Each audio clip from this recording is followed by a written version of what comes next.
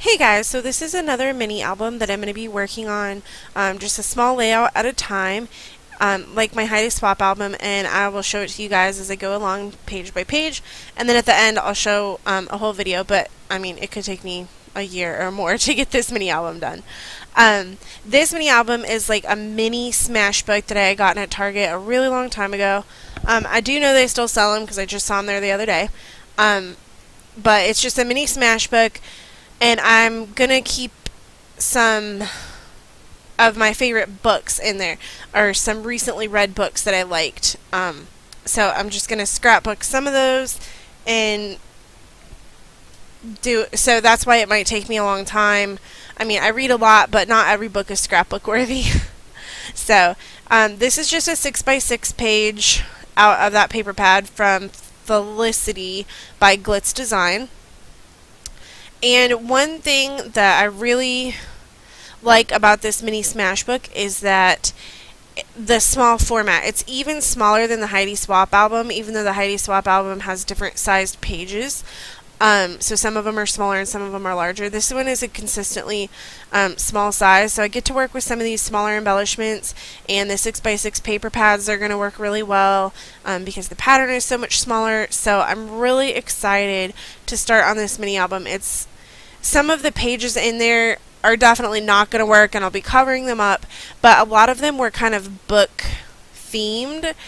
And so that's what first gave me this idea. I had this idea probably back in like December, and this is the first chance I've gotten around to doing it. So a lot of times I take pictures of books that I liked. Either I'll do a book review on my blog, or I will just take a picture and put it on Instagram because I like to hear what other people are saying.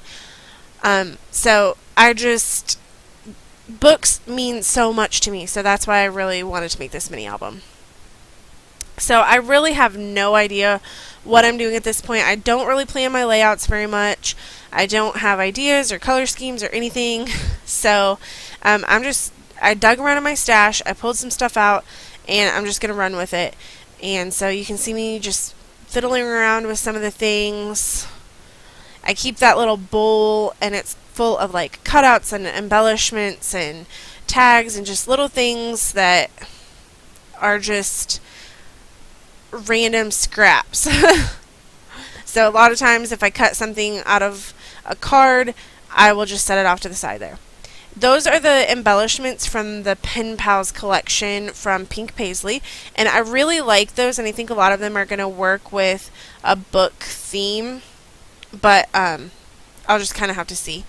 But I know I'm going to work with a lot of them making some cards too, since they are Pen Pal themed after all. So on my desk right now, off to the side, I have this huge pile that keeps getting moved back and forth between my scrap space and my computer space, depending on where I am at the time. And that's where I'm pulling stuff off to the side there. You can see me reaching off to the right there. I just have a ton of new products that I had ordered from scrapbook.com, and they're just sitting in a pile on my desk because I don't want to put them away. I want to use them, and I don't feel like I've used them enough yet even. So once I reach this point where I'm like, okay, I've used some of the embellishments off this, so I'm not, or maybe once I get some new stuff, I will put the pile away. But for now, I'm just digging out of it and seeing what will work with this card or this layout. I've also got some die cuts there.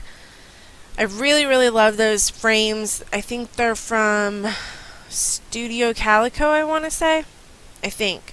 And like, I just always print them out on, let's see, it's Basil Avalanche paper. It's white, but it's textured, which I really like the textured paper. So it's just a basic white one, but I just really love it for printing out, or doing cut files with it, because it's just easy to make it work with whatever I'm doing. And a lot of times white works just by itself without, needing any color on there. But there's always Copics and mists and watercolors and paint, so you can always change things up.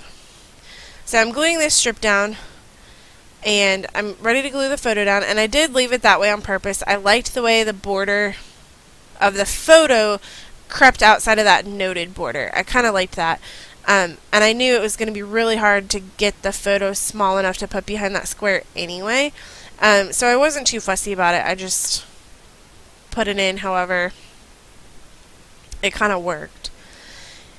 And then at that point I realized my paper wasn't laid down because I really don't like that background paper. So that's why I chose the pink to go on top of it, even though it doesn't really go together that well. But, I mean, you can't get it perfectly to size because of the binding there, so I just went with slightly smaller. That's the only bad thing about a mini album. If it's pre-made, you're kind of stuck with what's in there. You can rip things out, but you can't add them back in. You can't switch the pages around. So you kind of have to be picky and choosy about the albums that you like, or that you purchase, I should say. So that was just a roller stamp from Dear Lizzie, and I just stamped a little cross stitch or a little stitch pattern on there, and I stamped it a few times just kind of sideways because it just felt like it needed something else. I attached my journaling, which was just a really simple card and a couple of stickers, and then I'm just using some enamel dots to kind of finish off the layout.